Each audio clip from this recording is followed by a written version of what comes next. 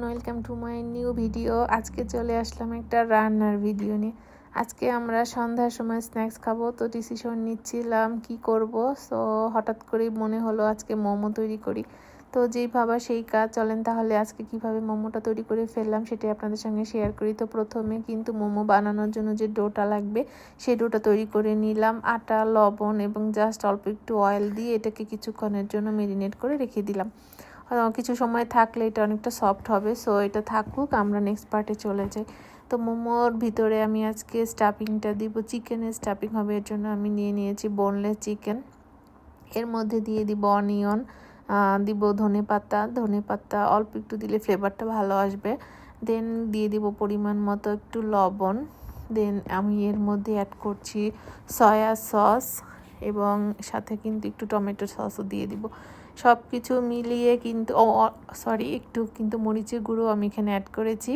তো ঝাল অনুযায়ী আপনারা মরিচের গুঁড়োটা দিবেন, অ্যাভয়েড করলেও সমস্যা নেই। এটা ঝাল ছাড়াও কিন্তু ভালো লাগে খেতে। তো সব কিছু অ্যাড করা হয়ে গেছে। এখন এটাকে আমি ভালো করে মেখে নিব। খুব সুন্দর করে এটাকে মেখে আমি মেরিনেট করে রাখবো। এটা আসলে যত বেশি সময় আপনি ম্যারিনেট করতে পারবেন মোমোটা তত বেশি ইয়ামি হবে। তো আমি এটাকে অলমোস্ট 2 আওয়ারের মতো ম্যারিনেট করে রেখেছিলাম। যদি আপনাদের বাসায় চিকেন কিমা থাকে তো চিকেন কিমাটা ইউজ করবেন, তাহলে এটা রান্না করার প্রয়োজন হবে না। তো অলরেডি আমি কিন্তু চিকেনটাকে ম্যারিনেট করে রেখে দিয়েছি। এবার একটা সস বানাবো যেটা দিয়ে মোমোটা খাওয়া হবে।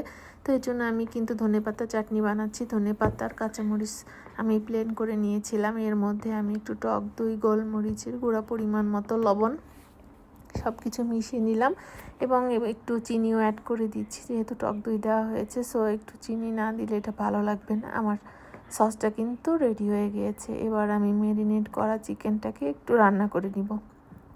যদি আপনাদের চিকেন কিমা থাকে তাহলে রান্না করার প্রয়োজন নেই, মোমোতে দিয়ে সিদ্ধ করে নিলেই হয়ে যাবে। তো যেহেতু আমার ম্যারিনেট করা চিকেন কিমা ছিল না, সো আমি এটা একটু রান্না করে দেন আমি মোমো তৈরি করে ফেলছি।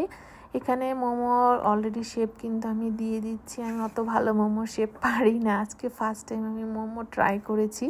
তো আশা করি ভালোই লাগবে। তো আপনারা এভাবে ট্রাই করে দেখবেন, ইজি হবে, ট্রাই করে দেখবেন। হ্যাঁ, খুব সুন্দর সুন্দর মোমো তৈরি হয়ে যাবে।